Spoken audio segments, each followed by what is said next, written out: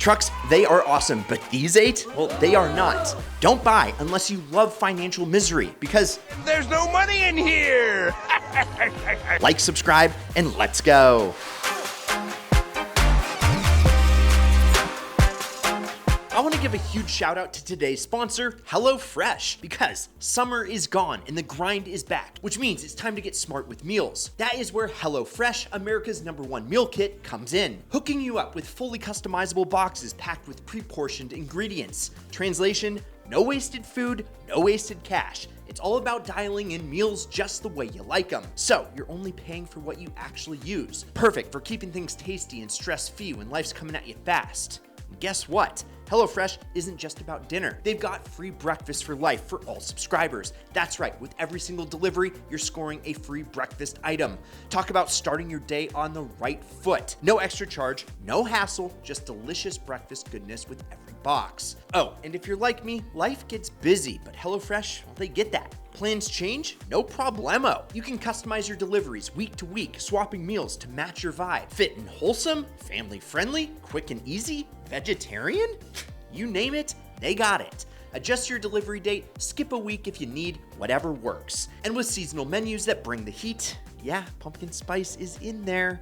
Every meal is packed with fresh peak season flavors. Thanks to HelloFresh for sponsoring today's video. Go to strms.net/HelloFresh_ideal and use my code IdealOct10 and receive 10 free meals plus free breakfast for life. One breakfast item per box while your subscription is active if you're in the US. The link and code are valid in all countries, and the respective local discount will apply. Once again, a huge thank you to HelloFresh for sponsoring today's video, and thank you for supporting the sponsors that support us. Now, back to the show. Let's first dive into one of the most notorious truck engines out there, the Ford F-150 with the 5.4 Triton V8. Now, the F-Series is America's best-selling truck, and with that kind of legendary status, well, you'd think that these trucks would be bulletproof. Nope. This engine, specifically from the 1997 to 2003 era, is infamous for enough problems to make even the most die-hard Ford fans break out in a cold sweat. Let's start off with the oil sludge problem, shall we? If you slack off on oil changes, even just a little bit, this engine will punish you by clogging up faster than a bathroom sink during a frat house party. The sludge can lead to catastrophic issues, like the timing chain tensioners and cam phasers wearing out. When these components fail, your engine starts to sound like a bucket of bolts rattling around in a washing machine that's about to explode. And if left unchecked, it can lead to expensive repairs or, even worse, a full engine replacement. But wait. There's actually more. You see, the 5.4 Triton earned a well-deserved reputation for spark plug blowouts. Just imagine cruising down the highway, feeling good, and out of nowhere, pop!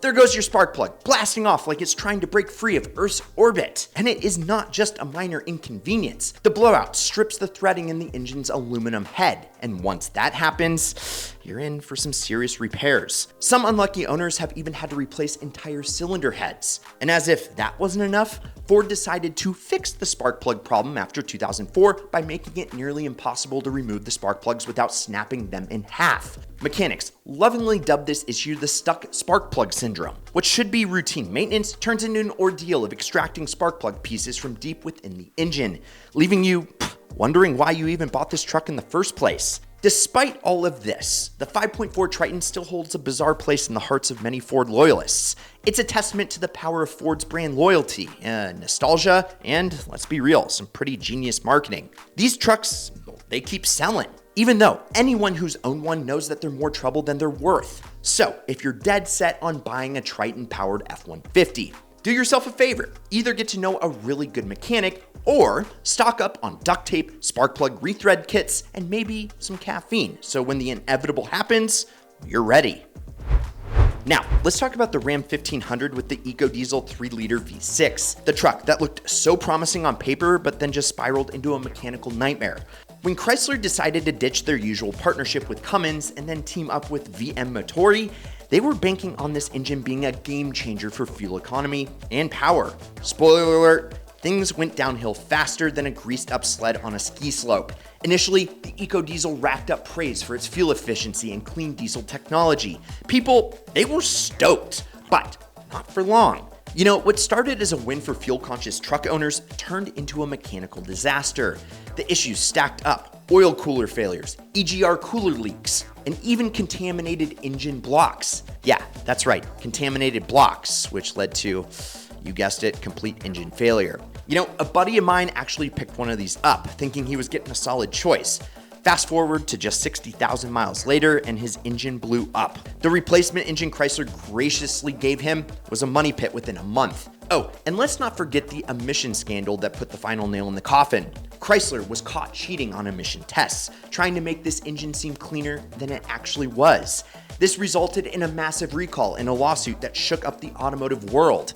But hey, at least it was fuel efficient until it wasn't. So, unless you have a thing for constant engine repairs or you enjoy the thrill of wondering whether your truck will make it to the next stoplight, do yourself a favor, skip the eco diesel. This engine is a ticking time bomb just waiting to ruin your day. Now, we get to the Ford F-Series from 2003 to 2010, powered by the infamous 6 and 6.4 liter Power Stroke V8 engines. These trucks, well, they're legendary, but for all the wrong reasons. If you've ever heard of the term money pit, just know these trucks are practically the textbook definition of that phrase. Here's the deal. You could roll off the lot with one of these bad boys brand new, treat it like royalty, and it might still leave you stranded on the side of the road, crying into your wallet. These engines are notorious for blown head gaskets, failing fuel injector control modules, and turbocharger failures, which if you like turbos, well, I've linked to this turbo drip shirt up here for a limited time. Seriously, it's like Ford sat down and asked, how can we make truck ownership the most painful, soul-crushing experience possible? Now, the 6-liter Power Stroke was the worst offender, suffering from catastrophic EGR cooler and oil cooler failures that often led to complete engine meltdowns. And that's just scratching the surface. The engine was so bad it actually sparked multiple class action lawsuits. Ford ended up blaming Navistar, the engine manufacturer, but that didn't make the repairs any cheaper. Then there's the 6.4 Power Stroke, which Ford actually introduced to fix the problems with the 6.0. And guess what? It didn't. The 6.4 had its own set of disasters, from cracked pistons to coolant leaks and injector issues. In fact, many mechanics will tell you the 6.4 is even worse. These trucks are like a game of what will break next. Now, you will hear diesel enthusiasts defending these engines, saying they can be made reliable with a little bulletproofing.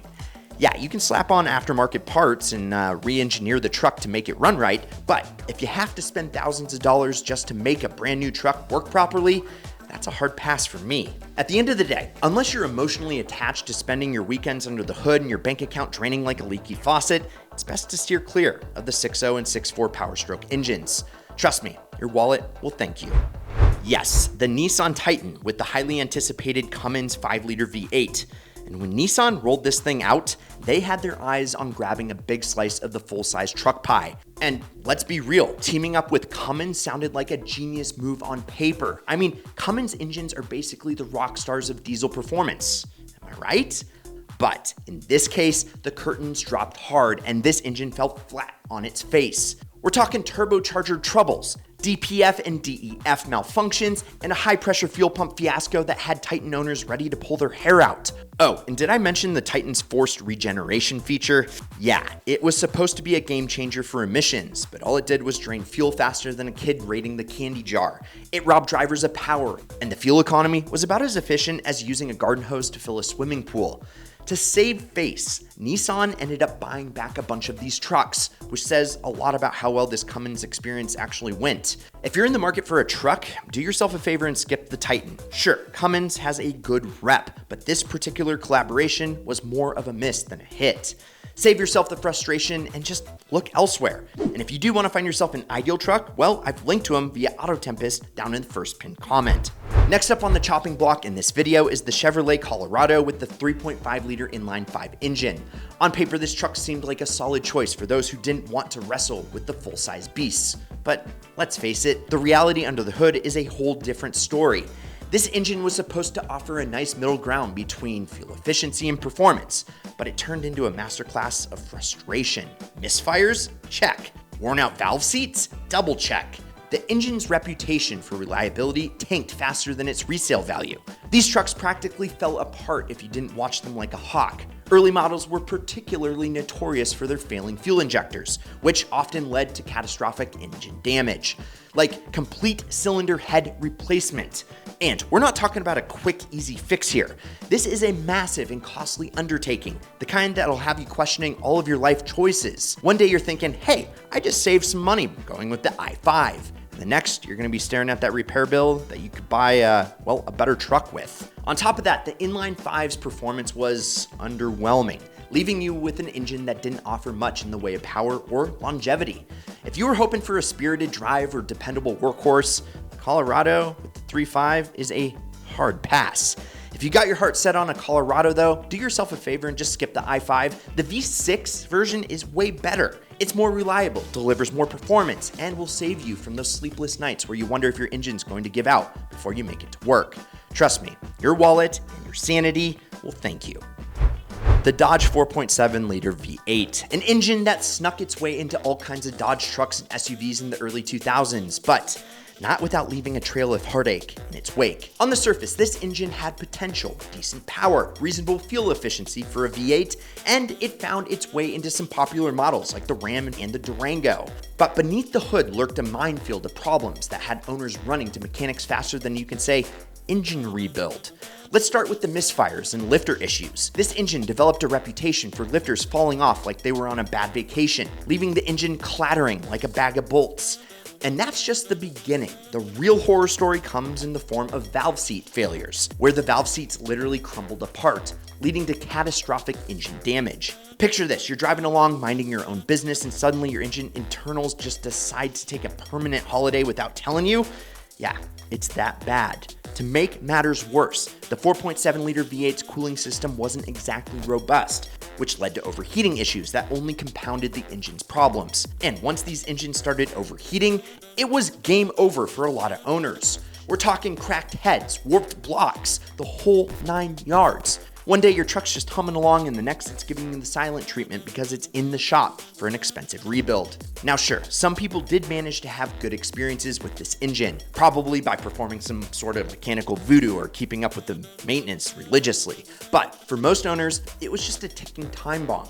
One minute it's running fine and the next it's slipping coolant and dumping oil like it's its hobby. So if you're in the market for a reliable truck, the Dodge 4.7 liter V8 is one of those engines best left in the past. Now let's dive into the Ram 1500 with the legendary 5.7 liter Hemi V8.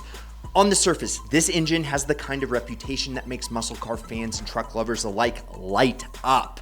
It's powerful, reliable for the most part, but it's a big but. The early Hemi V8s came with a few gremlins that can turn your truck-owning dream into a wallet-draining nightmare. The first major offender, the leaking exhaust manifolds. Over time, the bolts holding the manifold in place tend to warp or break off entirely, leading to an annoying ticking sound that's like a constant reminder your truck's performance is not quite what it should be. Fixing this, not cheap, especially if you're replacing multiple bolts or gaskets. But that's not even the worst of it. Enter the cylinder deactivation system, also known as the MDS or multi-displacement system, which was supposed to improve fuel economy by shutting off 4 cylinders when you weren't needing them. Sounds great in theory, right? Well, in practice, it led to all sorts of issues, like excessive wear on lifters and push rods, especially in those early models. And guess what? To fix that, you have to pull the entire engine apart. Ouch. You might as well set aside a small fortune just in case. Now, while the 5.7 Hemi isn't a total disaster like some of the other engines on this list, the problems can get expensive real quick. And if you're buying a used Ram, you'll want to make absolutely sure the previous owner didn't ignore any of these issues. A neglected Hemi can quickly turn into a financial black hole. Trust me, the last thing you want to be doing is cruising down the highway with that iconic Hemi sound, only to realize your truck is on a one-way trip to the shop. Bottom line, the Ram 1500 with the 5.7 liter Hemi can be a great truck, but it's one of those cases where maintenance is everything. Make sure it's been taken care of or else you'll be singing the repair blues sooner than you'd like. Okay, let's talk about the Chevy Silverado with the 5.3 liter V8, a truck that has built its reputation over decades as a reliable workhorse. This truck has been the go-to for anyone needing a dependable hauler or weekend warrior. But, and this is a big but as well, models equipped with the active fuel management system, also known as a cylinder deactivation, have brought more headaches than anyone bargained for. The idea behind AFM was actually simple and a lot like the RAM: improve fuel efficiency by deactivating half the cylinders when they're not needed. Sounds smart, right? Well, it didn't really go as planned. This system led to a cascade of issues, starting with the lifter failures that often resulted in massive repair bills. The push rods in these engines didn't fare much better. And if you thought fixing push rods was just a Saturday afternoon project in the garage, think again. You'll have to remove the entire cylinder head, and that alone could set you back thousands of dollars.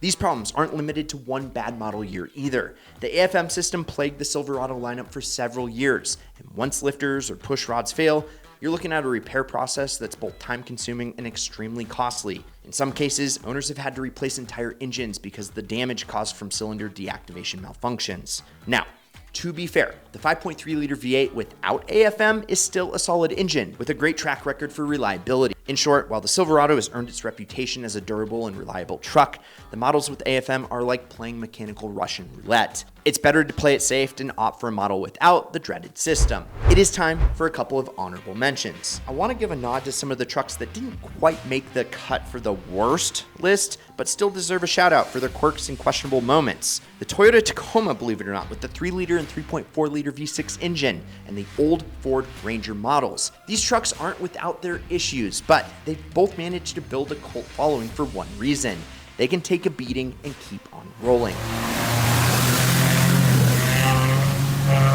First, the Toyota Tacoma with the 3 and 3.4-liter V6 engines. The 3.0 V6 in particular earned a bit of a reputation for head gasket problems that had owners pulling out their hair. But despite this, the Tacoma built a loyal fan base for its off-road capability and overall durability.